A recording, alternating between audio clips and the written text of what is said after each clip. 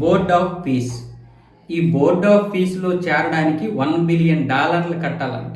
దానికి ఇప్పుడు ఫ్రాన్స్ అధ్యక్షుడు ఇమ్మాన్యుయల్ మెక్రాన్ అయితే తిరస్కరించాడు. నాకు ఇక్కడ ఏది అవసరం లేదు, దీనికి అవసరం లేదు, దానికి $1 బిలియన్. మన రూపాయల్లో చూస్తే దాదాపు 9,000 కోట్ల రూపాయలు. మనకు కూడా ఆహ్వానం అందింది. అయితే ఇమ్మాన్యుయల్ మాత్రం ఖరాఖండిగా చెప్పేశాడు, నేను చేరను అని. ఆయన చేరను అని తిరస్కరించినటువంటి కొన్ని గంటల వ్యవధిలోనే ట్రంప్ అయితే ఇప్పుడు ఫ్రాన్స్ నుంచి దిగుమతి అవుతున్నటువంటి వైన్ను షాంపైన్, ఈ షాంపైన్ అనేది కూడా ఒక వైన్ అంటే ఒక మద్యమే. ఈ మద్యానికి సంబంధించినటువంటి టారిఫ్లు 200% టారిఫ్లు విధించాడు. 200% పెంచేశాడు దాన్ని.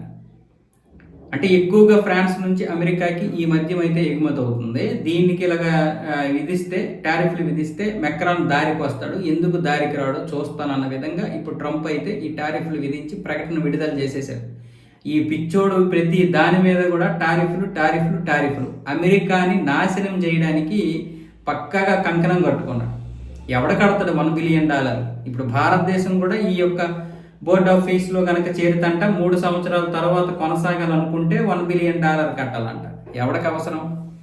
ఒకవేళ చేరకపోయి కట్టకపోతే ఈ ఇస్లాం దేశాల్లో ఒక నెగిటివ్ తీసుకురావడానికి, అంటే గాజాలో శాంతి నెలకొనడం, శాంతి స్థాపనకి భారత వ్యతిరేకంగా ఉంటుంది అని ఇలాంటి పుకార్లు కూడా లేపుతాడు. ఇలాంటి పనికిరాని విమర్శలు చేసి మిగతా దేశాల దగ్గర భారతదేశాన్ని తక్కువ చేస్తాడు, లేదనుకుంటే ఆర్థికంగా దెబ్బతీస్తాడనే ఒక చర్చ జరుగుతోంది. అయినా సరే భారత్ కూడా కరాఖండికి చెప్పడానికి సిద్ధంగా ఉంది. కాకపోతే ఇంకా చెప్పలేదు, ఎలాగో 3 సంవత్సరాల సమయం ఉంది కదా అని.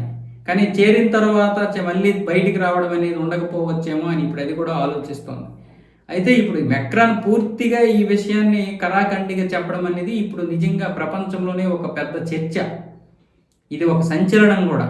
ట్రంప్కి ఇప్పుడు ఎవరు వ్యతిరేకం చెప్తే మరి ఎలాంటి పరిస్థితి వస్తుందో అని భయంతో ఉంటున్నారు. నాటో దేశాలు కూడా గ్రీన్లాండ్ విషయంలో వెనకడుగే వేసాయో మరి నాటకమే ఆడుతున్నాయో పక్కన పెడితే, ఇప్పుడు మెక్రాన్ కూడా నాటో దేశంలో భాగమే కదా, దాన్ని మొదటి నుంచి వ్యతిరేకిస్తున్నాడు, ఈ విషయంలో కూడా వ్యతిరేకిస్తున్నాడు. కాబట్టి ఇది ఒక మంచి అడుగు. మెక్రాన్ దారికి వస్తాడంటే చెప్పలేము, దారికి రావచ్చు రాకపోవచ్చు, కానీ ఖచ్చితంగా ఇది మాత్రం మిగతా దేశాలకి ఒక మంచి అడ్వైస్.